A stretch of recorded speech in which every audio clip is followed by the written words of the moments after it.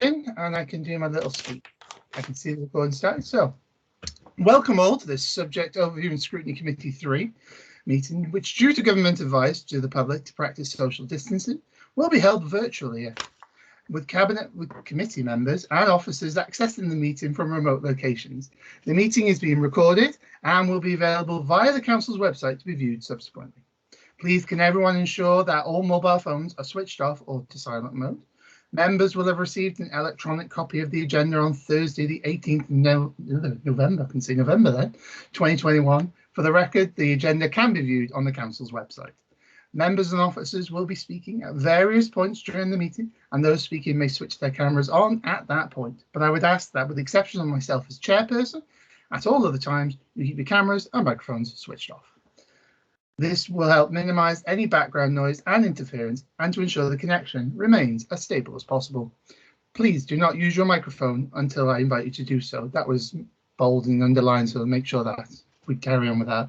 Officers from Scrutiny will be supporting the meeting and will be monitoring the use of microphones throughout the meeting, and where necessary will mute those not being used, so you've been warned. If any members wish to speak to raise a point or a question, they should please click on the raised hand button at the top of the Teams window and I will come to you in turn. Please do not use the instant messaging chat to enter questions or comments. Morning, Roz. Thank you for joining us this morning. You just need to turn your camera off and we can kick off. And right, so let me switch now to the agenda. So agenda item number 1 is apologies for absence. We have Meryl, Lucy, who's taking it? Lucy. There we are. Apologies for absence, please. So we've received apologies for absence from Corporate Director Communities Janine Nightingale and also Highways Network Manager Jason Jenkins. Fabulous, thank you for that, Lucy. Now I've got a couple of hands up here. Councillor Alex Williams. Hi, morning all. Can I submit apologies for Councillor Julia Williams, please? You can indeed. I'll accept those. Councillor David Lewis. Thank you, Chair. I need to apologise that I'll be leaving the meeting at 10:15. Thank you. No other problem. And Councillor Ross Derman, you're leaving early as well, I believe? Yes, I need to leave about 12 because I've got another community health meeting. Thank you. No Chair, problem. Thank you. Chair, can I come in? I'll be leaving around 11ish as well, okay? I won't be able to do that. All right, no other problem. Well, hopefully we'll be done by then. Okay. Cheers. Thank you very much, Councillor. All right, so just wait for everyone to lower their hands, which they have. Brilliant. All right, agenda item 2, declarations of interest. Do any members or officers have any declarations of interest they would like to declare now? Other than, yeah, not a problem. That's all done. Brilliant. So we'll go to the approval of minutes. So can I have a mover and a seconder for the minutes from the 19th of the 7th, 2000? Move, Chair. Moved by Councillor Gary Thomas, and I take seconded from Councillor John McCarthy there as well. Thank you very much, both of you. For some reason I won't move. All right, agenda item number 4 is infrastructure delivery. So I believe we're going to have a presentation from officers this morning. I'm not sure who's doing that. Zach, are you doing a little presentation for us? Fabulous. All right, over to you then, Zach. Okay, good morning all, and for the purposes of the recording, I'm Zach Shell, the Head of Operations for the Communities Directorate of Bridgend. You'll all have seen the report, agenda item 4 on infrastructure delivery, and so it's not the intention, everyone's obviously had a chance to read that, it's not the intention to go through that in a wealth of detail. You know, I'm sure there'll be lots of questions on it. But as you've all had the opportunity to see it, I won't go through an awful lot. What we have prepared is a very short few slides to just hopefully give a little bit more context to the report itself. So hopefully this will work. I'm going to try and share a screen, which should hopefully work. And it'd be great if somebody just confirmed if you can see what. Yes, Zach, I can see that. Councillor Sturming, you've got your camera still on. Do you want to turn that off? In case you unnoticingly have it on. There we are. Thank you for that. Sorry, Zach, carry on. That's okay. So what you'll see, what's come up on the screen now is a few slides that will hopefully just give a little bit more context to the report that you will already have read. We start off with just a little bit of confirmation of something that's in the report, which is really the large scale of the asset that we're talking about, in terms of infrastructure investment here. We all use the highway network every day, we walk the streets, we drive the roads, but probably don't have that full appreciation of the actual size of it all, when you put it all together in the borough. And it's in the report, but just put some of those details on one slide there just to really reiterate to everyone the absolute scale of this asset, both in terms of the lengths of the carriageways that we have on our road network and the number of streetlights. There's nearly 20,000 streetlights out there, so very big asset to maintain. And it makes sense when we come to some of the numbers later, where we talk about the value of the asset and the scale of investment that's needed on an ongoing basis.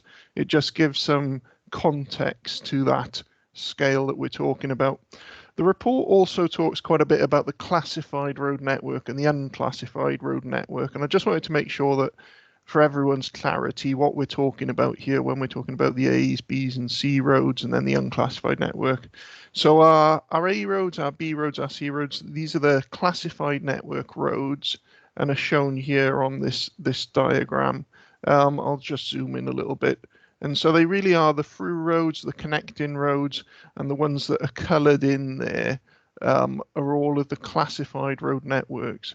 What that means is the majority, I think it's about 67% of the road network, isn't part of the classified road network. So all of our rural lanes, the housing estates that we live in, the road that you live on, unless you happen to live on a main road, will be part of the unclassified road network. And that just gives a little bit of context to some of the descriptions of the state of the highway network that we give within the report. When we're talking about the classified road network, that's what we're talking about, those main roads that connect in between areas. I'll just zoom back out now. Doesn't work. The report also details the scale of the value, not just in terms of lengths of carriageway, but the value of the highway asset. So we are talking about a £2 billion asset, in terms of gross replacement costs in the borough. Were we to start from scratch and decide to replicate, that's the level of investment to create our highway network, with all the ancillary structures, etc. on it that exist, £2 billion. And just like your home, that's worth a significant sum of money, you also need to spend, you need to invest on upkeep, otherwise it'll go into a state of deterioration. And there's methods of calculation for that deterioration that tell us exactly, for a network of this size, given the usage and the weather and everything that happens to cause it to deteriorate, we will need to invest every year just to maintain it, just to keep the status quo going. And in terms of value, and particularly we'll talk today, I suspect, quite a lot about the carriageway surfacing, we are talking this sort of £2.2 million a year. That's the level of investment that is needed. And that's not to rapidly improve it or to do anything fantastic. That is just to maintain the status quo that is needed in investment every year. We've also included a few slides just again to give some context to the report, because within the report you'll have read in some places it mentions colours, it talks about red roads and ambers, and again without context that might not mean very much, so we've just put in a few photos here of what we're talking about. So when we inspect and categorize our roads to determine the maintenance priorities, which ones do we need to spend money on, we do have a traffic light system, a red, amber, green. And what we're really talking about, this is a typical red road that's in a poor state of repair and really needs significant work. We've already done lots of pothole patching and other treatments, but really the road's at a state where it requires full resurfacing. So that's what we're talking about when we're talking about red roads. We also mention in the report amber roads, and these are ones that are, again, not perfect. They're not at the stage of the red, doesn't necessarily need full resurfacing just yet, although that may become an option, but it certainly needs significant maintenance. maybe some patching. Here's an example that you might, need to take a section out and patch, and it's more than just a sort of minor pothole repair that's needed to this type of road. And then finally, we have our green roads, which are roads that are generally in good condition. It doesn't mean they're perfect. They might have had a defect that's required some level of repair, but roads that are generally in a reasonable state and would be well perceived by users of the network. The report also details a little bit about how we prioritize our inspections. There's a paragraph in there that talks about that, and it talks about scanner and scrim surveys, and just a little bit further detail on what that actually means. The scanner is when a vehicle actually drives around the network and literally laser scans the highway, and as a result of that we get reports on the condition, and that informs those red, amber and greens that we've been talking about. And we also do what's called a skid resistance testing with the same vehicle. It's basically a rubber wheel that runs along, and as a result it literally measures the resistance of the road, because what we tend to get, when everyone's perception of the highway network and the condition of it is, well, what state's the road's in, you tend to get reports of potholes, or other physical features that cause discomfort when you drive in the road. But actually, one of the most significant safety features of the road is the skidding resistance good, and actually that isn't something that's necessarily seen or reported on by the public, but it is something that we can test for and do test and track, and sometimes resurfacing will be needed as a result of skidding resistance deterioration, as opposed to necessarily potholes and the more obvious defects that might be visible to the eye.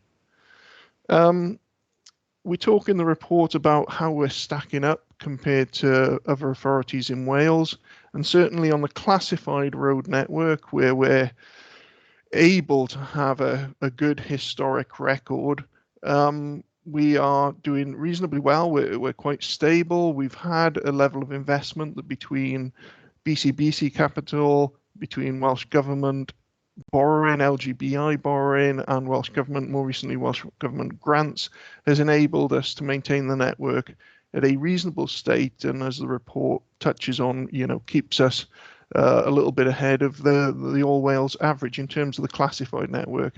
But as you will have seen in the report, the same can't necessarily be said for the unclassified network, although there isn't all of the data there to be able to show it in the same way. And the final slide, which is one just about the future. What's clear is we haven't got it's mentioned in section 8 of the report, but we haven't got a really significant £2.3 million a year guaranteed capital stream of money coming through every year, year in, year out.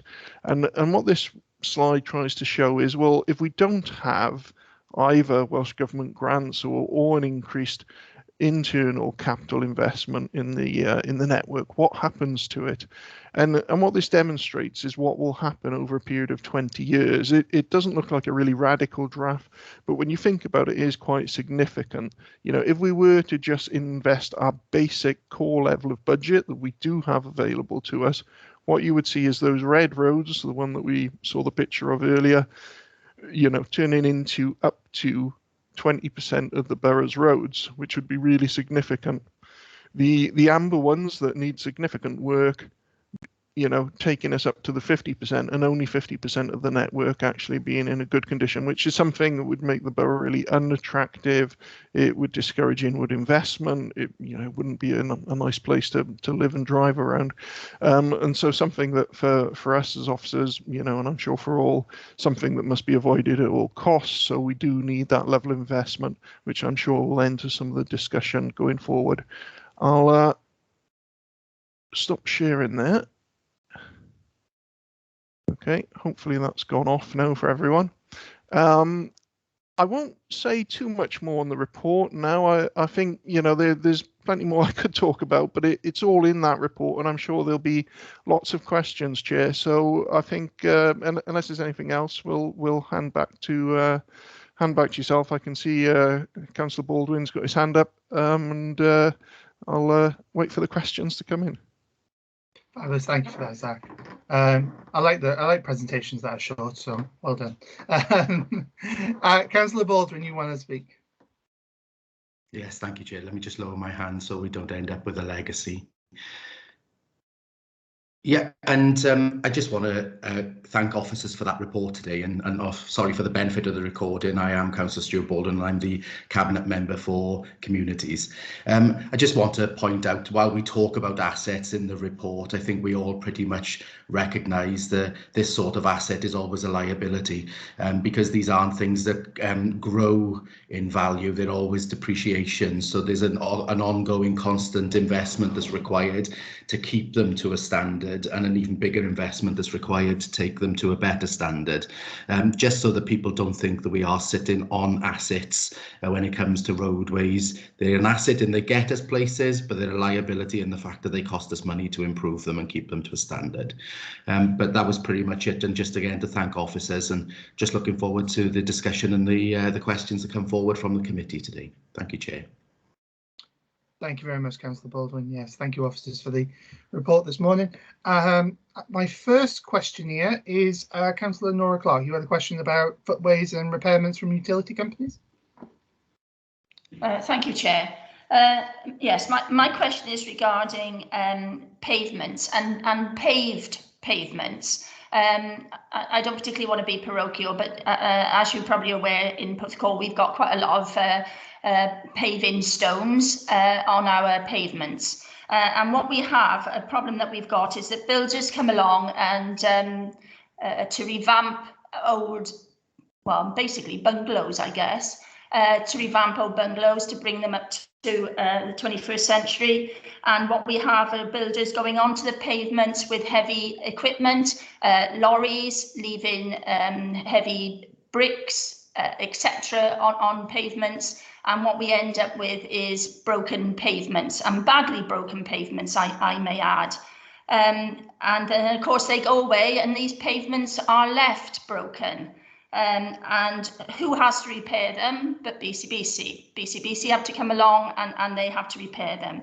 And I'm wondering what we can do, because obviously that is a cost to the authority. What we can do, is there no thing where planning can liaise with highways to say that, you know, building work is going on? I have to add, you know, around where I live, it's happening very, very, very frequently. I mean, it's happened in my close where the pavement has been very badly broken up. And I know that BCBC have come along and tarmacaded part of it, where the manhole cover is. But the other paving stones that have been broken have just been left broken. And this is the problem that we've got. We've also got utilities that dig up the roads, and when they repair them, it always sinks. It always sinks, and sinks within well, weeks, basically. And obviously, I mean, if that happens, I report it to BCBC, and perhaps they call the utility company along to do it again. But, you know, there is a huge cost to BCBC regarding, you know, builders. And I'm wondering what we are, as an authority, doing about that. Thank you. Thank you, Councillor Clark. Zach, do you want to come in and answer this one? Thank you. Yeah, I'll come in on this one. Just to let you know, Chair, as well, we've got Kevin Mulcair on the call and Steve Cottrell, the DSO manager. So both Kevin and Steve will be able to jump in and fend questions, hopefully with me, because they're far more expert in this area than I am. But I'll certainly chip in as well. I mean, it's a big issue, isn't it? You know, damage and maintenance, and it does cost us, you know, a significant sum of money maintaining our footways. And I think it's fair to say, you know, we can't always know who caused the damage or exactly what caused it to recover costs. Although, you know, in some instances we will recover costs where we can. I mean, certainly one of the points that the councillor mentioned was about utility companies. And there is greater control when it's a utility company that's doing work either on the highway itself or footpaths, because we do get the opportunity to inspect their work. We do get the opportunity to call them back if reinstatements following utilities companies' works aren't up to standard. So there is better control there, and that does present a better opportunity for us to actually keep costs to the borough down. Because we do have that opportunity, and we do inspect their works, and we do call utility companies back when reinstatement repairs aren't up to scratch. So that's certainly an action that's taken. It's more difficult with general damage that's caused to the highway. It could be caused by builders, as Councillor Clark has outlined. It could be caused, quite frankly, just by pavement parking as well. Pavement parking itself can cause damage to the pavement, but yet, in some areas, some certain narrow terrace streets would almost be impassable without pavement parking. So, it does create quite a dilemma for the authority. Ultimately, we know our general maintenance levels that we have on an ongoing basis, and we know what the level of investment is, this £2.23 million magic figure that we talk about. And if we are given that together with appropriate management, taking action where we can take action to recover costs, but generally also keeping up with the maintenance, because these structures will deteriorate with general use. Yes, obviously heavy usage by the likes of builders, etc., could exacerbate it. But if we have that investment, we will keep up with the level of deterioration that occurs due to general usage and deterioration. Where we can take action with individuals, we will, but it is difficult because we don't always know, and some things can happen very quickly on the highway. They're fine one day, something's occurred, and the next day they're not, and sort of tracking back who might have caused what. Quite frankly, we could spend more time and investment and pounds on trying to track those down than the actual repairs. But certainly with the known, so like the utility companies being the prime example, there is a real opportunity there that we can make sure that what they do is made good. And that is something we absolutely do. I will just ask if either Kevin or Steve want to say anything further, if that's all right, Chair. Good morning, Kevin Mulcair, Group Manager for Highways and Green Spaces. Very much reiterate what Zach has indicated there. Where we are alerted to an issue, obviously inspectors do attend, and wherever possible, if we can identify the person who's caused it or the company, we will try and take action against them.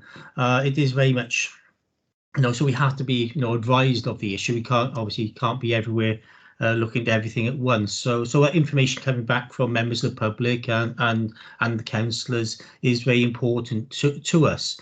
And as Zach has said, where utility companies are involved, we do have prior notification of any works. Hopefully, there are some instances when companies do attend without our knowledge, but once we're advised of it, obviously we do send inspectors out.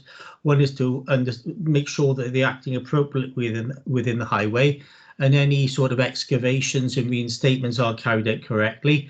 And if they were obviously subsequently to fail, we do obviously follow up on that and get them back in to make sure the repairs are appropriate and suitable. So but if there is anything identified out there, please contact our highways section, and they will attend. Thank you for that, Kevin. Councillor Clark, did you want to come back, or are you happy with that response? Well, obviously I'm not happy because I'd like the liaison between planning and highways, and personally I just think it would save a heck of a lot of money, but they have to do what they have to do. Thank you. No problem. Thank you, Councillor. I can see a number of members have got hands up here. I am going to go to those members who went to the pre-meeting first, and then I'll come to those in turn who are remaining with their hands up. Councillor Sturman, I've got you next on item 4.8. That's right. Thank you. Thank you, Chair. Yes, I'd very much like to speak about prioritisation of highways repairs and treatments, and in particular, it's the micro asphalt. Now, probably half a mile of this has been laid in our valley in, I think, probably June, but it may have been July. They came along, they put a very thin layer of tarmac down, and then they literally emptied lorry loads and lorry loads of chippings, and they went absolutely everywhere. Firstly, it was a complete nightmare to drive on. You had to really go less than 20, and let's face it, lots of people don't. But the main problem, well, two problems, is that the chippings, because there were so many of them, automatically, with the cars driving down the road, they went to the side of the road, and on the side of the road there were drains. Now, I know that the drainage guys were called out 3 or 4 times just to clear the chippings from these stretches of road. So you're saying that this is money saving, and I'm saying, no, it isn't. The other thing, as I say, they're now about 4 months old where this road has been laid, and the potholes are coming through again already. Can I have your comments, please? Thank you, Councillor Sturman. I don't know who wants to address this one, Zach? Yeah, I'm happy to come back. And again, the other team members may have something to add. Yeah, sort of surface dressing or chip and spray, as it's commonly known. Often, it is the typically least popular, with residents of the surface dressing types to improve the network, and you could avoid it entirely. You could just only resurface, or put thin layers down and not actually do the bitumen spray and chip. The issue is they all have a place in the maintenance regime, and what it does do is a relatively, and it is cost-effective way, give significant extra life to a carriageway before it gets to the point where it does need completely resurfacing. So there is a role for it. Now, there have been times, and there are times when we've had an issue with a contractor, maybe excessive chip-ins have been used, and we've addressed those occasions, and this may have been one of them. But it is one of the ones that's not the most popular, because nobody likes it immediately after it's been done, when you do have that, that loose chipping effect on the surface. But what it does do is it does prevent significant water ingress in the years to come.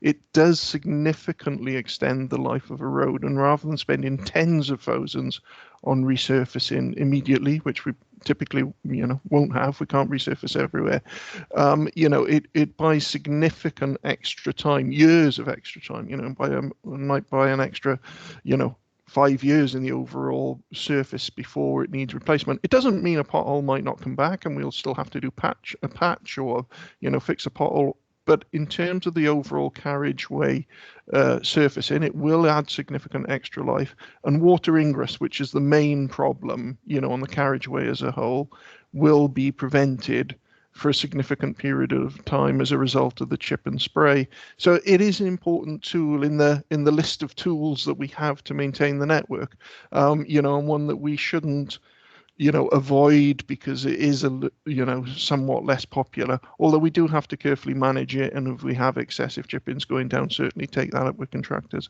Again, I'd ask Steve or Kevin if there's anything that they'd like to add. No, I think you've summarised again, Zach, very well.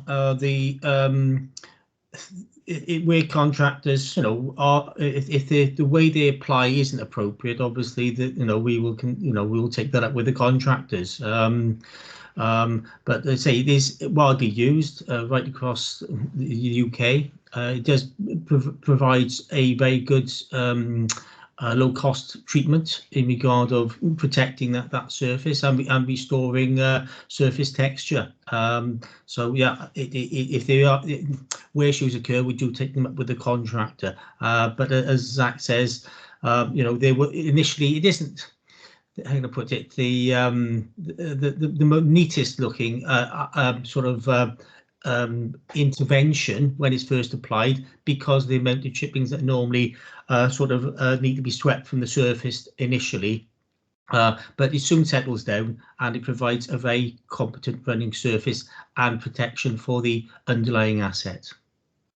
Okay. I'm not convinced. Let's wait and see how many potholes come up on this piece of road. But for now, thank you for your replies. Thank you, Chair. No problem. Thank you, Councillor Stone. And as always, report any of them as soon as you can to officers, and they'll help out. And that goes for every councillor here today. And officers, as always, will do their best to fix these problems. Councillor Spanswick, I have you next. I have a number of questions for you, so take them one at a time. But thank you, Chair. Yeah, I got a couple, and I think I thought one. I thought Isaiah has another one since our last. But I got four questions, points. I'm not sure which way you want to put them. The first one, the presentation is great, where it gives us that background of where we are, where we've been, and where we're going. But what it doesn't touch on is staffing levels and what's happened to that over the last 5 to 10 years. So it'd be good to understand, as well as the financial impact, what impact has there been, if any, on staffing levels managing the highway network over the last 5 to 10 years. And then the one which is not mentioned again, and it's all about getting from A to B, is our public rights-of-way network, link footways. We've not many rights-of-way in Brackler, but there's many other places. But there's also lots of link footways that allow people to sort of get from A to B. And the topic of back lanes. Frankly, you don't have them in Brackler, but they are in the valleys areas. Lots of back lanes adopted, unadopted, and understanding where we are with all that sort of side of things. The one which sort of links to what Councillor Clark says, the permit scheme. And I know we've talked about the permit scheme for many years, but held back because Welsh Government were apparently going to be introducing one. Still not aware or sure if Welsh Government are going to introduce one, if so, when. So if not, should be progressing our own permit scheme and be the first in Wales to do it, perhaps. And the last one, and I'm trying to put this in a nice way, and it's a culture, perhaps. I would really love not to have any more emails saying when resources permit, when you put a referral in. I accept it's not easy to schedule work to say when, but this when resources permit has been going on since 1999, since I first became councillor, so it's been added to the list. Well, yeah, it's not easy to say when referrals come in, but let's please have a slight change of culture and start trying to give an idea. Even if it's not going to be done this year, or can't be done this year, or it's 3 months down the road, but when resources permit or it's added to the list, helps nobody, and you can't go back to Joe Public and say, yeah, I put that in and it'll be done when resources permit, and it's added to a list. And I mean that in the best possible way. As always, we know, John. We know, Mr. Mayor. So should we take them one at a time then, Zach? Should we Chair, do you mind if I just intercede quickly on that last little bit around when resources permit? Because I think that all of us have seen that, and I think it's a term that's been used that doesn't always necessarily put our response over in the best way. However, when resources permit, I've asked the questions, so I might ask at one point in the month when the road sweeper is going to be put around or a drain's going to be unblocked, and the response comes back as this is added to the list and will be done when resources become available. Believe it or not, when I've asked the question about when that is, I'm told, oh, that'll be next month because it's on a schedule and it will be included on that particular time. So I think it's a phrase that's become well used, but isn't always the best understood, because when resources permit could mean next week, it could mean next month, or it could mean a lot longer. So to be fair, we are talking to officers around how we can best understand the answers that are going back as part of the referrals process to make it clearer. Because for me, I would much rather be told, as I'm sure other members would be, at this moment in time, that's a large expense and we're not going to be able to do that within the next 6 months. But a simple answer, instead of just when resources permit, could be it's added to the list and it'll be done within the next fortnight, 3 weeks or 6 months. I think it's a lot easier for us as elected members to portray that to our residents, and makes it sound like at least we know what's going on within the community. It's just a term. I'm not a fan of it myself, Mr. Mayor, but we will work on using a better form of terminology rather than when resources permit, even if it provides you with an answer that you don't like, because I think, unfortunately, politics is about giving people the answers they need to know, not what they want to hear. Yeah. Thank you, Councillor Baldwin. So Zach. We'll come Okay, back to you. I'll start with the when the resources permit one as well, as we're already talking about this one. Obviously, Councillor Baldwin has covered that off, and I certainly agree with the points he's made. I would add one of the challenges that officers have, Councillor Spanswick, is we can't necessarily just say, well, we've got this road to do, that hedge to do, this, and then we'll get to the job that you've requested. Therefore, it's going to be in X number of weeks' time or days' time or whatever it is. Because one of the challenges, because it's a fluid environment and we're constantly inspecting it, things will come up that might not even be on the list, but become more of a priority than what you've asked for because they're in a worse condition, which means it's very difficult to give definitive timelines because of that issue. So it is a challenge, but I accept just maybe a generic when resources permit is not a good enough description to to give satisfaction. So we'll look at what we can do with that and absolutely see what we can do. But it is challenging, and the worst thing is if we then, the minute we say a date, oh, we'll do it by December the X or even something roughly at that period, if then a lot of other jobs come in, or I don't know, something else might happen. We might have a lot of flooding events that suddenly mean we've spending all our time unblocking gullies or doing something else. Then suddenly that timescale for the job that's been requested is shifted on because we have been working on other things. So it's difficult. And then the trouble is, of course, the minute you give a date or a month or an idea, if it doesn't happen there and then, of course, everyone's very angry because it hasn't happened when we said we're going to do it. So we need to be careful, but admit we also need to try and maybe be a little bit just generic in that response. So we'll speak to the officers and see what we can do about that. Permitting scheme, I'll leave to Kevin, who's on the call. Anything I can say on that, I know Kevin can say it better than I can. Staffing levels, you also mentioned, and yes, it's the same comment for every department, isn't it, in communities? We have since, I joined in 2014.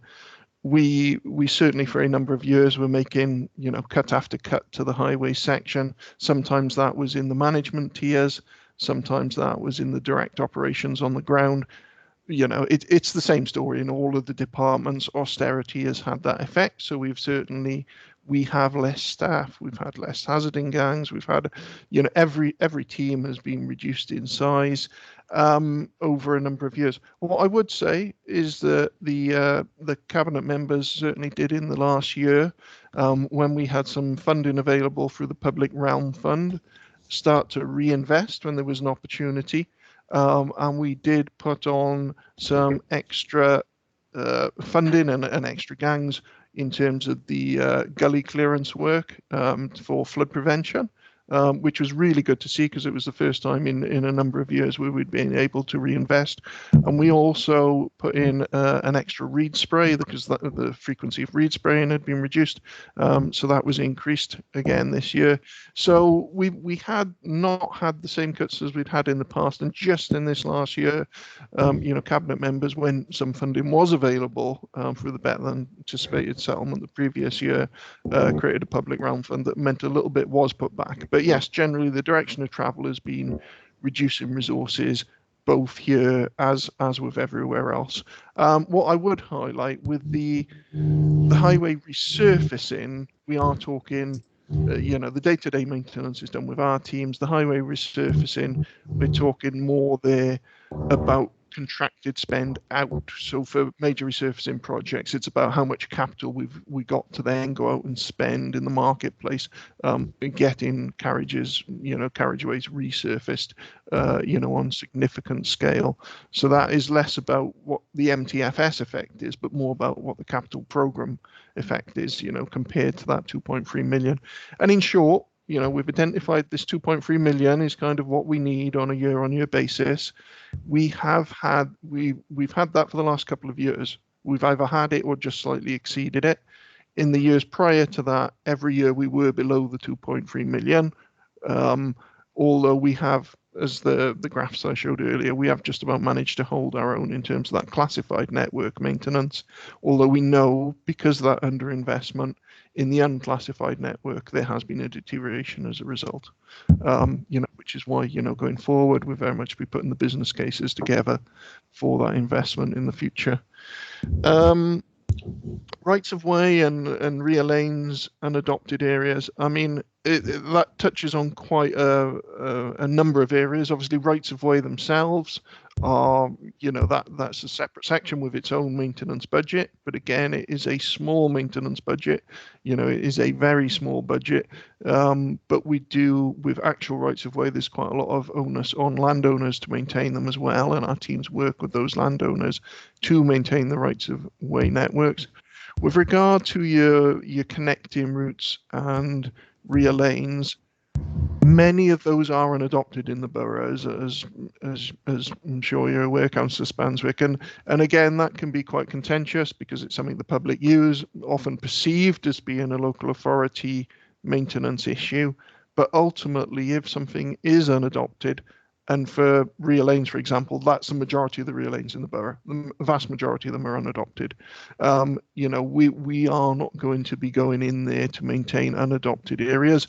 We don't have the budget to do that. We never had the committed sum at the time.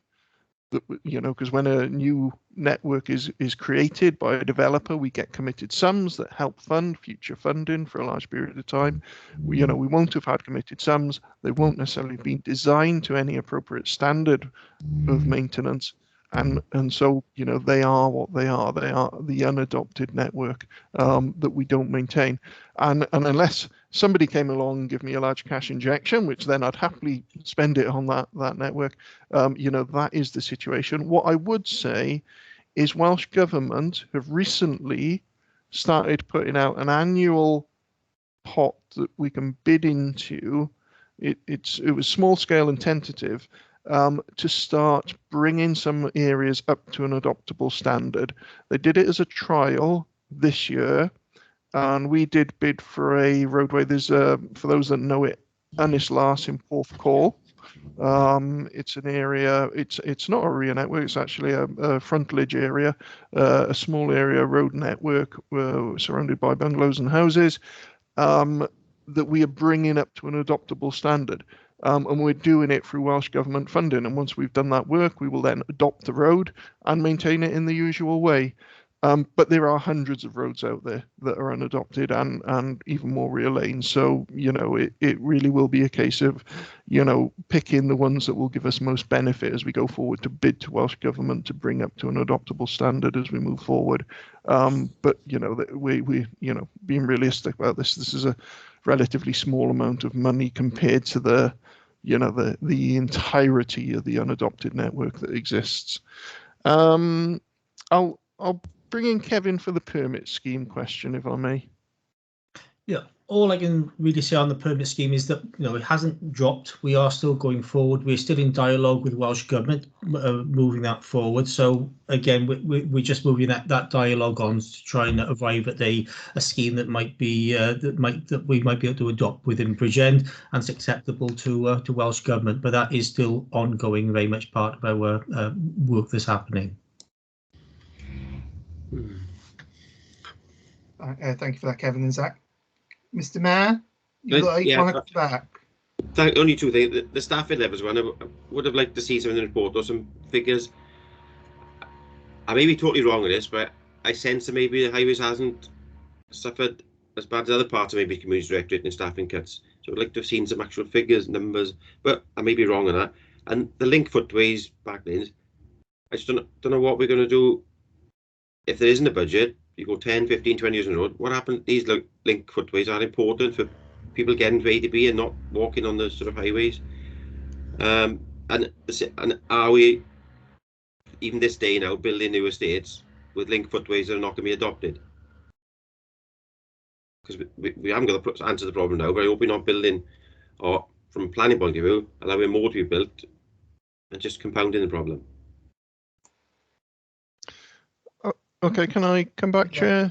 So just in terms of future developments, obviously where developers enter into an agreement with us, they will build to an adoptable standard, and we will take on once it's inspected, any road networks, or link footways that are built to an adoptable standard. What I would say, though, there is no legal requirement. We cannot force a developer to construct either the link footways or even the main road network itself in an estate that they build to an adoptable standard. They can choose not to, and if they don't, that is within their gift, and then it is on the developer themselves to maintain. Now, don't get me wrong, my personal views on that is that's not how it should be, but that is how it is. We from a legal point of view, we can't force them to build to an adoptable standard, although obviously it's our preference, and we enter agreements with the vast majority of estates that are being built to adopt them and have committed sums, and we do maintain them because it's obviously generally in the developer's interest to do so as well, because otherwise they have the liability on an ongoing basis. But again, we can't actually force them to do it from a legal standpoint. We have got Steve on the call now. I've certainly, I've painted the picture that we've had significant trim-ins to the budgets and it's certainly been applied to highways as it has been elsewhere. But what I can't do is sort of reel off facts of teams that once existed that don't anymore. But Steve might be able to give a little bit more detail on that point. We can obviously, outside of this meeting, Councillor Spanswick, Mr. Mayor, provide further detail of the exact budget cuts. But I don't know, Steve, if you want to give a little picture of, you've been with us for many years, what you used to have in terms of resources compared to where you are now, sorts of things they used to do compared to the current picture, to answer that question. Good morning. Steve Cottrell, for the record, Highways Direct Services Manager. I would say certainly over the last 10 years, we've been hit rather hard with the various cuts. The savings, and what it's affected is that our supervision level has gone down by 1. Our officers who would have been normally in the office, that has reduced, and we have had small reductions in the number of men.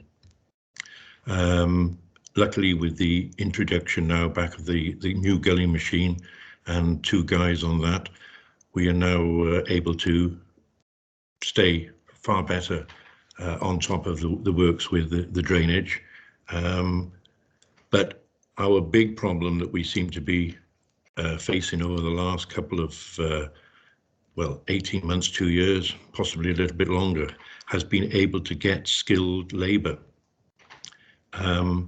We struggle obviously through the COVID, because it was difficult to get people to come and work, but there just doesn't seem to be that sort of skill and people wanting to do this type of work. We've contacted other contractors and so forth, but they again find that getting the skilled labour is difficult. We've tried the introduction of apprentices. We have 2 apprentices who have been completed a first year. Unfortunately, one of them after the first year decided it wasn't for him, and he's now gone. And the other apprentice is doing very well, and I think he's a sort of long-term worker with us. He will stay with us. The other thing is the LGV driver's license. Again, we've struggled that, particularly with the winter maintenance. And what we found we've had to do is try and encourage our existing staff that don't have a LGV for them to sort of move forward and upgrade into this. This is quite successful, but again, it's a long-term investment. We've been waiting something like 8 months for the provisional license for 2 of our gents because of the DVLA and so forth. They've now received them, and they'll now go through the training. But we find this is the best way. People that have been with us for a number of years, if they have the ability to get their LGV license, that means we can be far more robust for our winter maintenance program. Again, we've had a few that have retired, 1 or 2 gone out on ill health, etc. So it's trying to keep that good skilled labour force in place. But we do certainly have suffered with the various cuts, although at the moment we're just about holding our own. Thank you. Thank you for that, Stephen. Mr. Mayor, did you want to come back? No, thank you all. I've got LGV license, but I'm not volunteering. I was just going to volunteer you, No, Mr. Mayor. I was just going to volunteer you for a Greta. yeah, thank you all. Thanks for that. Yeah. Can I just ask a question on the LGV licenses, Stephen, Zach, whoever? Are we helping them get that license? Are we help facilitating any costs that might be incurred and stuff like that? Yes, we are. The council does the medical for them. We then pay for the training on the basis that they will then stay with us for a period of time. But everyone that we have trained has stayed with us, and they've been with us many years. So it has been successful. And of course, they've also got to get the CPC, the competency, which is something that they have to renew. And again, the council assists with that on the renewal every 5 years. Fabulous, thank you for that. Okie doke. I have got no more questions from the pre-meeting. So I will go into the hands up. So, Councillor James Radcliffe, thank you for waiting so patiently. You're up. Okay, thank you, Chair. I want to ask a question on road safety, and there's a lot of local communities and local members who know that there are potentially dangerous spots in their ward where there have been a number of near misses, but paradoxically, the campaigns to get various road safety measures implemented there fail because there haven't been any fatalities. They've just been near misses, and the authority has to prioritise areas where there are fatalities.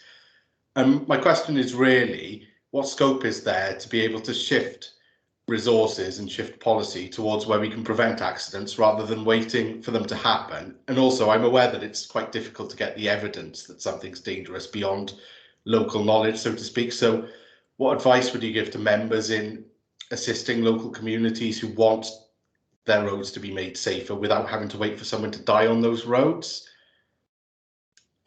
No worries, thank you for that, Councillor Radcliffe. Very important question. The Cabinet member shot his hand straight up, so I'm going to bring him in, as I'm assuming he has something to say. I do, thank you, Chair. And obviously this is about a lot of this report today is around the condition of our highways and street lighting. Let's not forget that that's included in there. But I do recognise what Councillor Radcliffe is saying, and the issue of road safety is something that I bring up on a regular basis with the PCC, so Police and Crime Commissioner, other police officers, and even our own officers in relation to the Community Safety Partnership and highways. These are questions that are asked all the time, and Councillor Radcliffe has pointed out, about what can we do to do something before somebody dies on that road or is seriously injured on that road. And one of the easiest answers is to encourage reporting of incidents. And I appreciate that trying to phone 101 with the police is a lengthy experience. I know there's 24 hours in the day, but some of us don't want to spend that period of time waiting for the phone to be answered. But there are various reporting mechanisms that are available to make sure that you can report it. The police have highlighted that there's an under-reporting of these issues, and officers highlight that there's an under-reporting issue. We need to make sure that as members, we are encouraging our residents. Recently, a member contacted me through email and said about it, and I asked whether he had reported it to the police, and he said, no, I've come through to you. And I said, well, that's all well and good, but the voice of the many is better than just me constantly contacting the police and raising this issue. We have an under-reporting issue. Please encourage your residents to make sure they are reporting it, because the police work on a metrics, and the more information and statistics they have in relation to road safety issues, the better they are to be able to target resources. And that is the preventative agenda, to stop people being seriously injured then when they can target resources because they know they have areas of concern.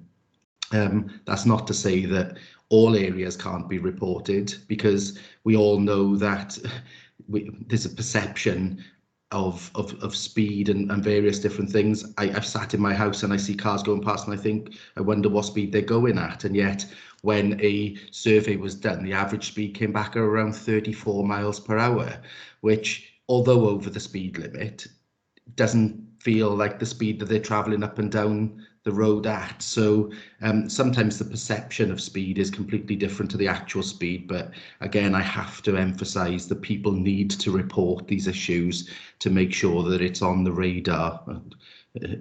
Sorry about the pun on that, but on the radar of the police for road safety. Thank you, Chair. Thank you, Councillor Baldwin. And also you can report things as well via the Facebook and online as well. You don't have to wait for the 101 number. I know I use that if ever I report it down 101 because it's much easier and much quicker to do. Zach, you want to come in?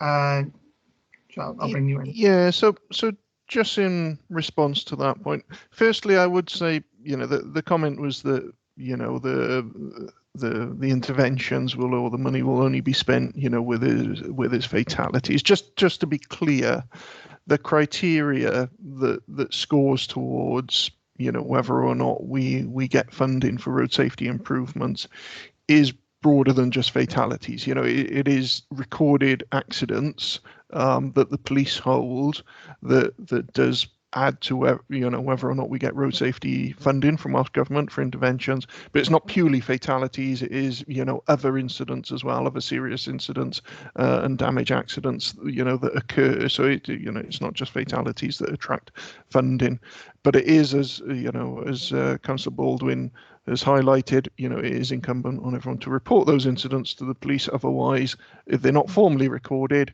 when it comes to applying for funding to Welsh Government, we can apply for whatever we want, but ultimately, it is areas with accidents that are actually happening that are going to attract the funding first, and that's the reality. And that's not our choice. It's not within our gift to change that criteria, because that's funding that we, most of the funding that we get, the significant funding for road safety improvements, comes from Welsh Government, and we bid for that money every year. It's Welsh Government's criteria on how that funding is awarded that looks at the accident rates. And it's understandable as well, because it's so subjective. Everyone's got an opinion on what's safe and unsafe, and not everyone agrees. The number of times recently I've had some reports through, of unsafe high speeding on roads. We've done some measuring, average speed of 27 miles an hour on a 30 road. So much is perception, and so one person's "are you going to wait till somebody's killed" is another person's "well, there's never actually been an accident yet, and I don't think there's ever going to be one." Near misses do happen on the network, but it doesn't necessarily mean that a road is unsafe. There will always be, unfortunately, some unsafe individuals in vehicles, but that's not, we can't control everything. But certainly in terms of the road network, large bids to Welsh Government for significant road safety improvement projects do rely on accident statistics. So the importance of reporting, as has been said, is absolutely there. What I would highlight on road safety is the big thing that's coming, and that's the 20-mile-an-hour zones. Pretty much, in the next few years, dependent on ongoing consultations and work with Welsh Government, we are moving towards, within a short space of time, within a couple of years, all of the road speed limits changing that that are currently 30. There will be some exceptions where we make exceptions because we deem it's an appropriate speed for a road, but largely we will be very likely seeing the speed limits on the vast majority of our road network change from 30 mile an hour to 20 miles an hour, and that's going to have a significant effect on road safety. It's going to be a huge challenge for our department to implement in terms of traffic orders and signage and consultation and the process that we will have to go through. But there is a huge change coming in terms of road safety that doesn't just affect one or two areas of concern, that affects the entire network. Pretty much, sort of 9 times out of 10, any road that's 30 miles an hour at the moment potentially is going to become a 20 in the future. And that's going to cause a big cultural shift in terms of how we, travel around our road network at the moment as well. So just wanted to add that. No worries. Thank you for that, Zach. Kevin, you've come in. You want to put your hand? Thank you. There you go. Yeah, thank you. Just to add on to those comments by Zach, obviously in regard of sort of interventions, being proactive. Obviously, the authority, with the support of the Welsh Government, undertake things such as curbcraft training for young children, cycle training, Pass Plus. So apart from sort of the infrastructure, physical measures such as pedestrian crossings, other road safety measures, things are investigated. But also we are being proactive in sort of education as well, involved in the campaigns which are run, whether it be drink drive, seatbelt wearing, speed awareness, etc. And as Zach indicated and alluded to there's the forthcoming default 20-mile-an-hour speed limits, and also new vehicles being fitted with speed limiters is coming into effect as well. So there's a whole range of proactive things that are happening on the road safety fronts, and of course the maintenance of the highway itself, improving skid resistance, again assisting within road safety and highway drainage. All these things impact throughout all our communities in improving safety for the residents. Thank you for that, Kevin. Councillor Ratcliffe, did you want to come back? Yes, that was very helpful. Thank you. I think the main takeaway I had from that is that people need to report the near misses as well, and I think there might be merit in raising more awareness of the alternative ways that such incidents could be reported, because people do see 101 as for criminal matters and for the police. I don't know whether there might be merit if the authority or individual members were to set up email addresses where people could email incidents, because that doesn't take that much time and someone could monitor it and collate the data on that as well. Yeah, I think we'll definitely put that as a recommendation from this committee today, to have a look at a local government alternative way of reporting it, so these things can be handled quicker and we can get that data a bit more accurate. Thank you for that, Councillor Ratcliffe. Councillor Gary Thomas, thank you for waiting. Do you want to come in? Thank you, Chair. We put a referral in pretty regular about the highways, and we get a standard letter back. As Councillor Spancic said, same letter, there's no one either. But I put letters in about indentations in the highway on a 4061. And what do you mean by indentations? The road is sinking and there's got to be a void there. I've even phoned Jack on drainage to get a camera there and check the road. And it's going to go, the road is. It's unbelievable. And they come out, they put tarmac in, but it's still sinking. You know? And I can't get no joy. And you put the referral in, you get the same letter back, and it's going to go. And then I was told then, this part of the highway is too busy to shut it down. But what's going to happen when it does sink? There's got to be a void there somewhere in the highway. And it's a big concern to me. And it should be a big concern to the highway as well. Yeah. Thank you, Chair. Thank you, Councillor Thomas. I think that would be, rather than Zach and the officers going back on that in particular subject, I think that might be something for the Cabinet member to take up outside the meeting and have a look if he hasn't already visited the area. I'll take him up there. I'm up there afternoon. I'm giving him a calendar invite and he hasn't even said it yet. Thank you, Chair. I'm happy to go out and do a ward walkabout with Councillor Thomas on that. It won't be this afternoon though, Gary. All right. But yeah, by all means, let's put a time in our calendars and we'll go and have a look, and we'll invite a highways officer to come with us. Thank you. Thank you, Stuart. No problem. No worries, Gary. Thank you for that, Councillor Baldwin. Councillor Keith Edwards, you've waited very patiently. Do you want to ask you a question? Yes, thank you, Chair. 2 points, if I may. Presentation mentioned the skid test. Obviously, the skid test is the ability of vehicles to stop. Are we liable then for road accidents where the road surface falls below the required standard? And secondly, if I could, there was a mention of unclassified highways. Much of the infrastructure is unclassified, private housing sites, etc., etc.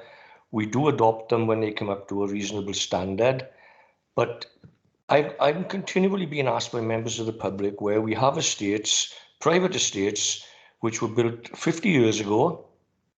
The road surface has never been recovered.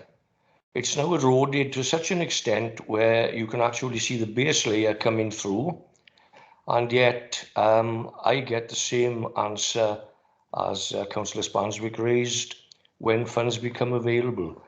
I'd like to know how I respond to members of the public when I tell them priority is given to A, B and C roads, and even though these are well-used roads on private estates, there doesn't seem to be any priority to getting them resurfaced.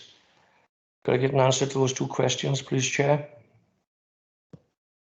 No problem. Thank you, Councillor Edwards. Zach? Yeah, so firstly on the liability point, it was mentioned in relation to skid resistance, but it's true for other defects as well. What are the liabilities with the authority? Can we be held to account? Can we be sued? Can we be liable if an accident happens on our highway because of the state of maintenance? And bottom line is, yes, we have absolute liabilities as the highway authority, and we can be held to account. So what it is onus on us to demonstrate that we have a system of maintenance, that we regularly inspect, and that we carry out repairs, what we prioritize, and we do everything that is reasonably expected. It doesn't mean that everything has to be perfect all of the time, because that's just not the real world in which we live. It's impossible. But what we do have to demonstrate is that we have a system of maintenance, that we're responsive, and that we make things as safe as it is reasonably practical to do so. And we do go to court and defend ourselves on that basis quite regularly. And we win cases as well, because we can demonstrate that we have a system of maintenance that is reasonable. So whether that's in relation to skid resistance or other defects, that is the case. And so hence, that's why we have a machine that runs around and it does measure skid resistance, and we will tackle those worst areas first. So there is a liability, absolutely. If we were to ignore our liabilities completely, and accidents were occurring due to the state of the highway, then that responsibility would come back to the authority. As it stands, we are in a position at the moment where we can defend ourselves, demonstrate our system of maintenance, and that does stand up to the test in the legal arena. It can and does and is tested, and we do defend claims, and we do defend them quite regularly as a result. Moving on to the unclassified network and the level of underinvestment, it's probably the heart and the key to the whole point of the report. What we are asking for as officers, what we will be putting business cases together, going forwards, is to get that level of investments. That means that we aren't just prioritizing those key roads, that we are spending across the board at a level that enables us to maintain all of the road network. But that does, and if you just look at resurfacing, we're not talking about structures and bridges and retaining walls, etc. But if you just look at road surfacing, that's £2.3 million a year. And if we don't have that level of investment, then we simply can't give priorities to those, reported concerns. We have intervention levels, and so if something's particularly bad, we will jump to it and we will, react more quickly. Irrespective, but in general terms, what is needed is that level of investment. Hence, how the report talks about the business case being put together to say this is what we need on an ongoing basis in terms of the council's capital programme. However, that is very, very easy for me to say, and I'm not the one that's got to make a decision to say, well, what about all of the other council broader priorities that also deserve investment, which is what makes it a hard call. So I think that's probably it from me on that one. I can see Councillor Baldwin's put his hand up as well. Yes, thank you for that, Zach. Councillor Baldwin? Yes, thank you, Chair. And Zach may want to, I don't know whether this is relevant to the skid and the accidents caused, but obviously we need to take into consideration the condition of the individual's car that would have been caused in involved in any particular accidents to determine whether they were to standard, and whether the skidding might have been caused by the maybe lower than acceptable level around the brakes and tyres. So those are all the things I assume, or I shouldn't assume anything, but presume that we need to take into consideration when, as officers, when going to court on these things. But on the last issue that Zach has talked about, and yes, of course, we would want that level of investment. Although I've recently been told that we about doing more to road surfacing, and was told that we could only have a certain level or percentage of the road network out of circulation at a particular time, because if we, we might be able to find all of the money to do it, but our county would grind to an absolute halt if we decided to start resurfacing more road surfaces than would be acceptable to the residents living in it and being able to travel around the county borough at that time. But it does come down to finances, unfortunately, and we are in year 10 or 11 of austerity, where we've lost in excess of 60 million from our core budgets. And the only way that we can increase money to spend on road resurfacing when we receive less from central government and then through Welsh government is through the increase in council tax. And we all know how unpalatable that is to residents within our communities at normal times, but not ignoring the fact of the pandemic that we've just gone through, where people have been losing their livelihoods, to have an increase in council tax to deal with road resurfacing. But unfortunately, sometimes people don't associate the lack of investment in road resurfacing to the increase in council tax.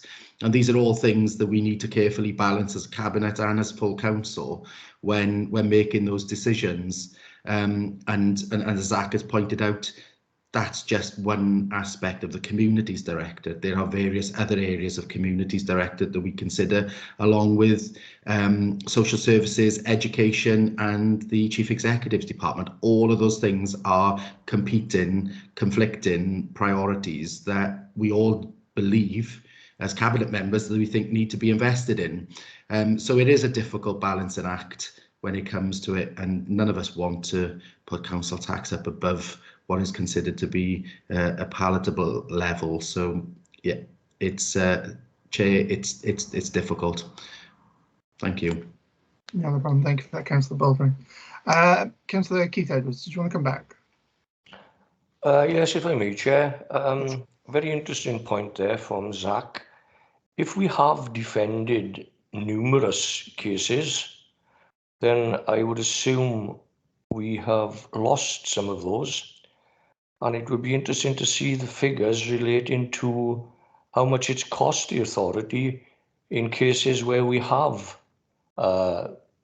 lost in court. Obviously impacts on budgets all the way down the line. Money is money, no matter how it's spent. And coming back to the unclassified network, what is the acceptable level then? If roads are down to the cobbles or the base layer that was put in 50 years ago, and we didn't have the same criteria then from building companies, roads were surfaced in a far lesser manner than they are now. What is the criteria then for us resurfacing roads which have eroded to that level? Thank you, Chair. Thank you for that. Zach? Yeah, well, what we do have is an intervention criteria. So there will literally be, beyond so many millimeters, of missing surface from a road over a certain area. There's a whole little table of intervention criteria that we stick to. And our highways inspectors, when we get a call out to a road, they'll go out there. I've been out with one of our highway inspectors. He actually keeps a little wooden block in his pocket, and it's in the different directions on the wooden block. It's all measured to exactly our intervention criteria, millimeters, so you can just pop the wooden block into the floor and see if a defect meets the intervention criteria. And dependent on the intervention criteria, we will then respond quickly, or we will put it on the list of to-dos, but not so quickly, dependent on how significant a defect is. And that's how we operate. That's how we manage to maintain and how we can demonstrate, certainly in the case of claims, that we've got a maintenance regime that keeps the network safe and that we are responsive. Unfortunately, quite often people don't agree with the intervention criteria because of perceptions. Some people will not be happy with something that we're not jumping to because in their view it's not great, but actually we have to be consistent and make sure the most pressing needs are dealt with first. But we do stick to our intervention criteria and we do respond. The issue we've got is, of course, if we're not having the underlying capital investment, which isn't guaranteed going forward, we end up having to do more reactive work, which is less cost effective, more pothole repairs, more small patches, rather than resurfacing. And what we do want to do is to have the resurfacing program up to a level of investment that means, that the running repairs don't become overly burdensome because the main network is in a reasonably good shape in the first place. In terms of lost and won cases, that is information that we can provide outside of the meeting, not something I have to hand. But certainly Jason, who unfortunately gave his apologies today, Jason himself often, is the person attending the cases and defending the claims, and probably could have given a little bit more feedback on that. I don't know if Kevin wants to say any more on that, but certainly we can give information outside of the meeting in terms of costs associated with claims made. Thank you for that, Zach. I think that'll be interesting for members to read. Kevin, do you want to come in? Yeah, I've got nothing to add to that. I mean, we'll get the figures and provide them outside of the meeting, if that's okay. Fabulous, thank you for that. Okay, I haven't got any more hands. Oh, there he is. I knew there'd be one that would shoot up as soon as I said there's no hands up. Councillor Alex Williams.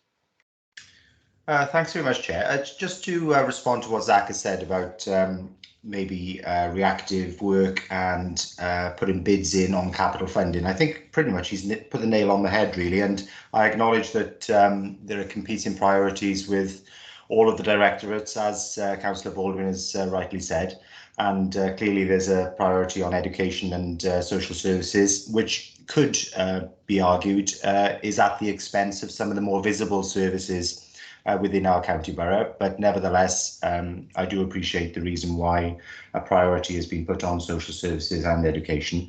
But perhaps I can ask the question, has there been any calculation of what uplift in capital funding would be required for infrastructure improvements to our highways, which would reduce the need for reactive measures? So it's I suppose, a cost-effective measure by setting aside core funding for this for improvements to our highways, which would reduce more costly reactive work. If you get my drift.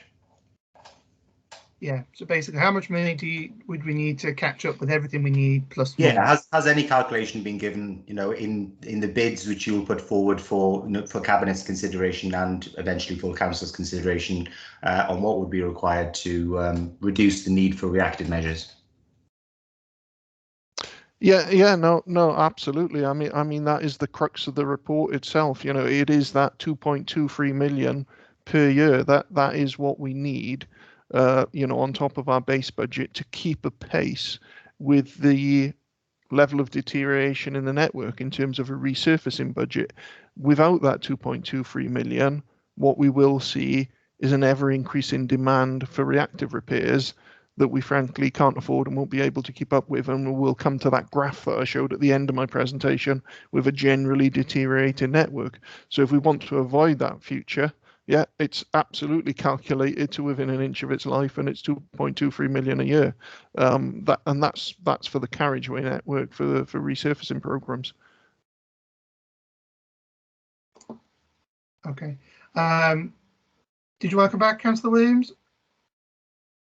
No, that's very useful, I think, for the committee to consider in its recommendations. It's great. Thanks. Fabulous. Thank you for that. Councillor Paul Davis. Yeah, thanks, Chair. Yes, very good presentation, Zach and Mr. McCorkey. Couple of things, some good news and bad news. I'd like to I'd like just to thank the officers. Pity Jason's not here because obviously he's involved heavily in what the resurfacing's got in my ward this year. I can't complain about that, and I'd like to convey my thanks officially in this meeting, Chair. My LGV licence, by the way, for winter maintenance is pending in the DVLA. They've had mine since August, I think, and this hasn't come back, but that's another story. The question I want to ask, though, Chair, to be serious, is the adoption paradox. You know, the lanes we talked about it earlier. I'm just mystified by the whole thing. You know, as I said in the pre-meeting that we held, you know, opposite my property here, there's exactly the same street, split by a link road. One side is adopted, one side not. It's the fact that nobody can explain why that is what my problem is. You know, everyone in that street pays the same. It's not just my street. I'm just giving an example. As you said, there's the majority are, and we're all in the same position.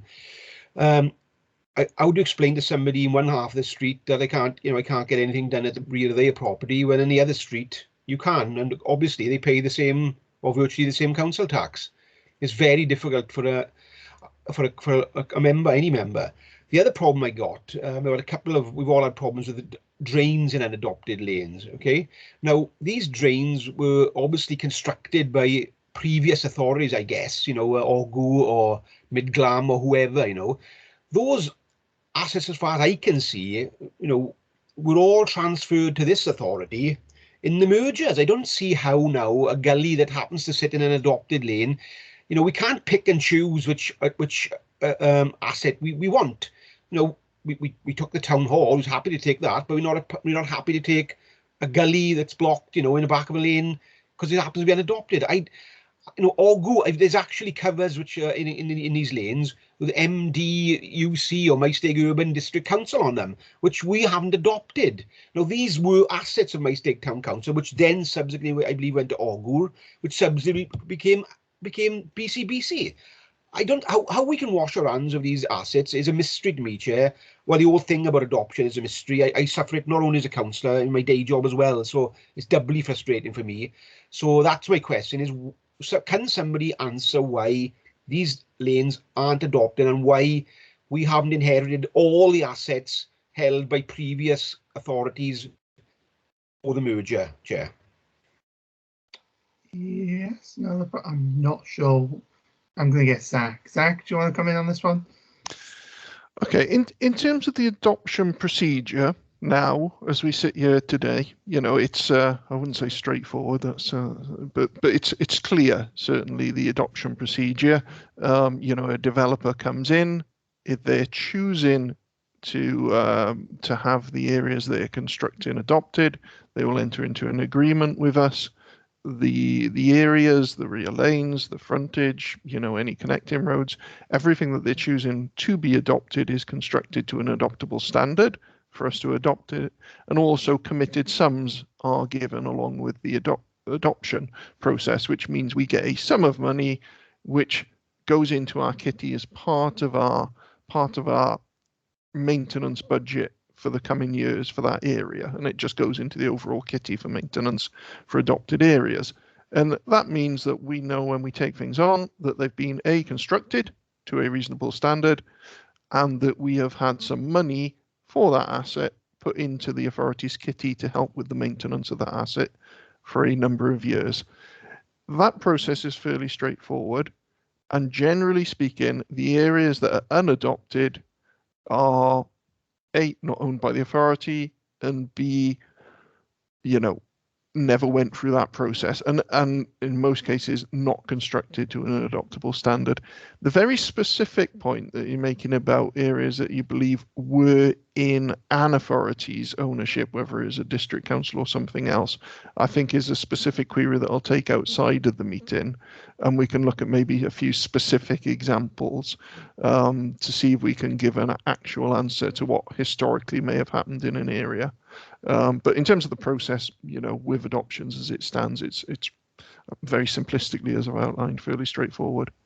So. Thank you for that, Zach. I think Councillor Davis, if you email Zach and the cabinet member, they'll look into it and try and give you specific examples, reasonings why. It might just be oversight, historical reasons, you never know.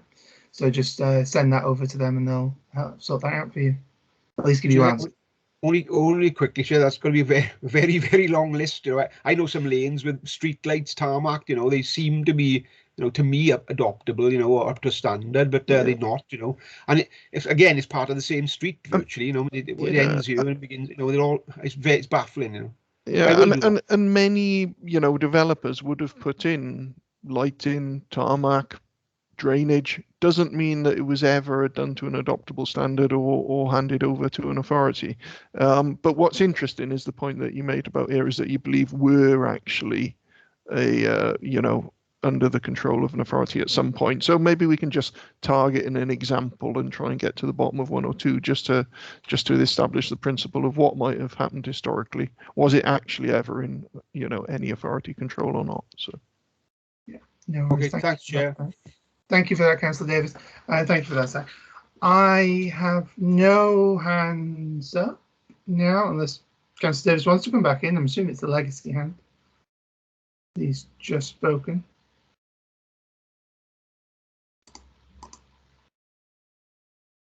No one's shooting their hands up now to come in. Last chance if you want to speak.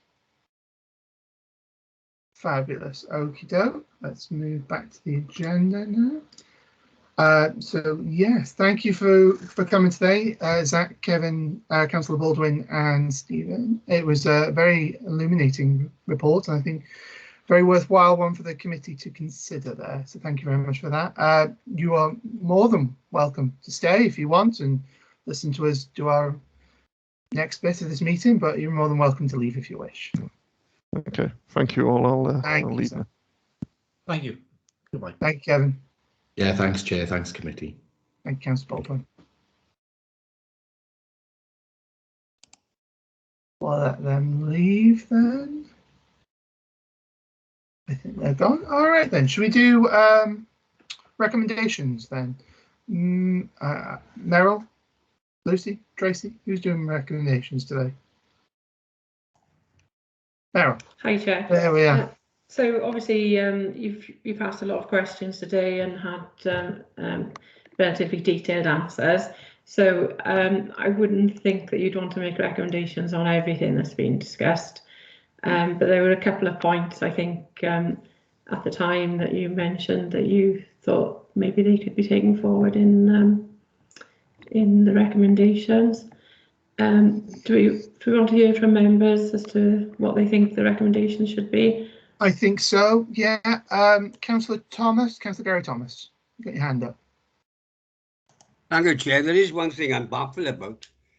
He's on about the 20 miles an hour. All Cardiff have been done. Yet we're going to take years. It doesn't make sense to me. Wherever you go in Cardiff is all 20 miles an hour. No? Yeah. And I think Cardiff is a little bit bigger than Jen, isn't it? Oh, I don't know about that, but yeah. So why are we going to take years?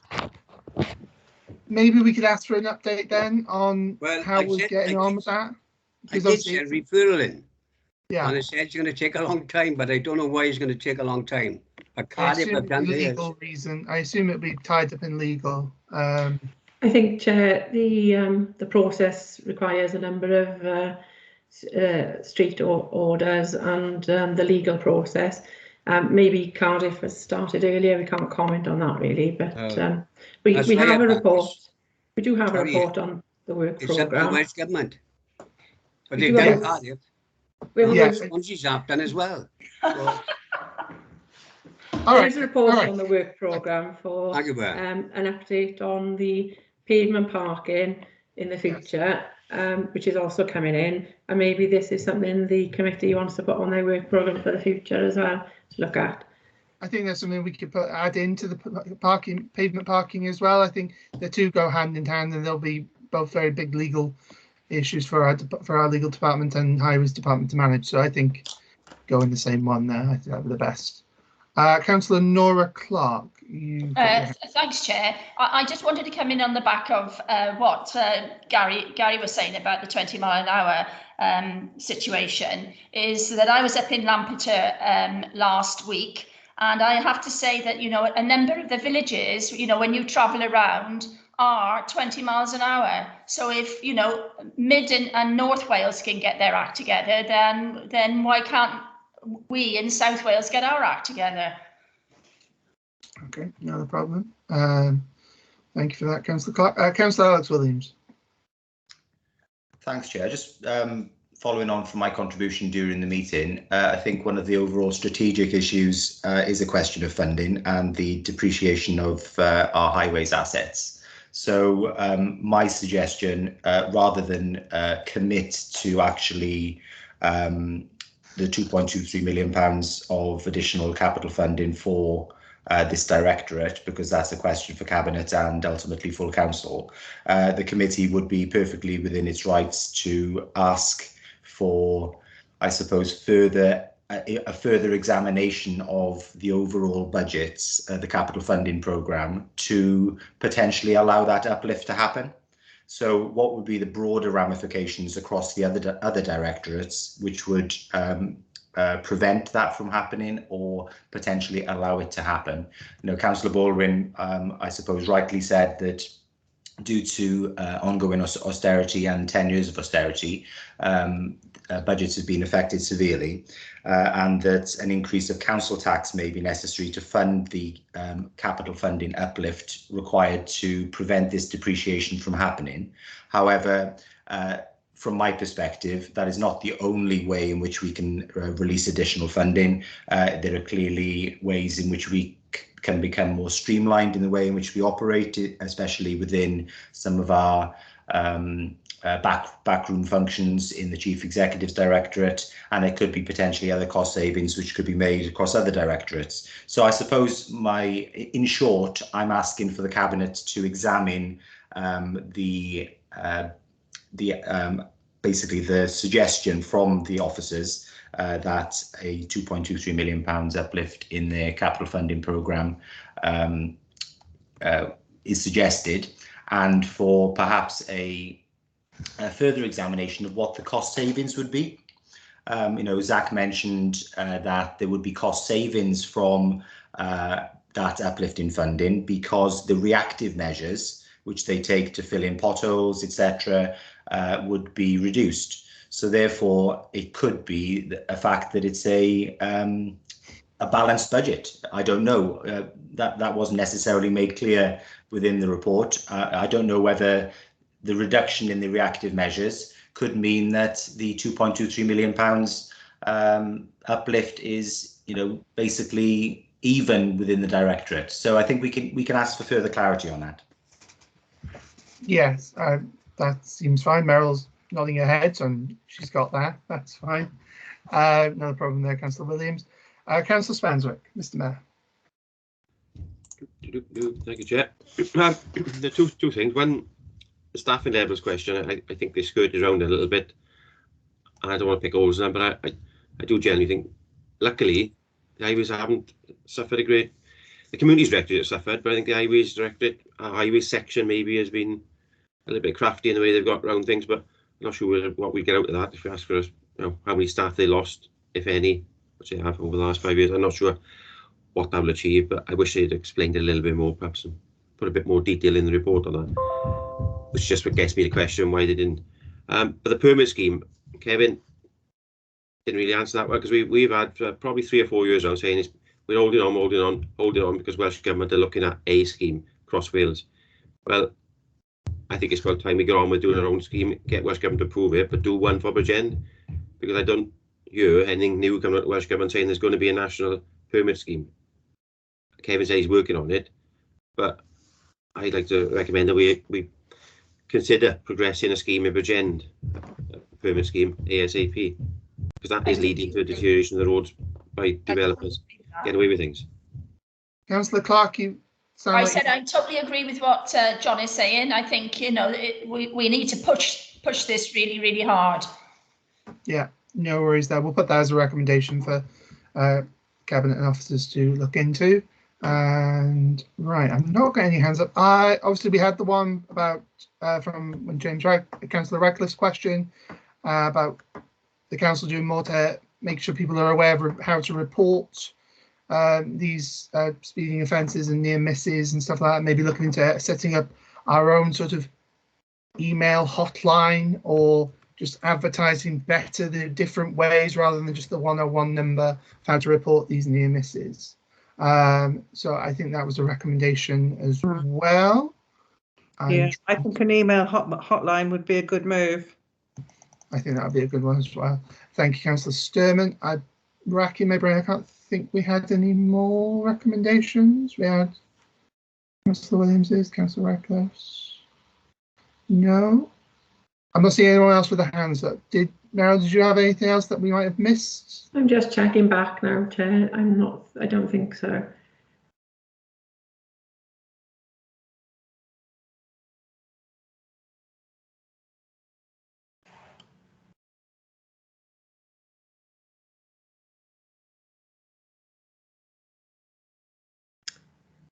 I think Councillor Clark would have liked to have seen more liaison between highways and planning about the not building future developments. Yeah, no, sorry, that was the building, wasn't it? The building work that hadn't been reinstated. Yeah, sorry. Yeah. I mean, if planning could notify highways that, you know, building is taking place, then it makes sense, doesn't it, to go out, take a photo before and after. And I mean, if they've been working there, I mean, I cannot tell you how many times it's happened here in Porthcawl. I only got to walk down to the village, and you can see where builders are building and altering properties, that the pavements are cracked or they're in a state of disrepair and become quite dangerous, actually. So it must be costing the authority a heck of a lot of money. That's all I can say. Can I add something to that? Of course you can, Councillor.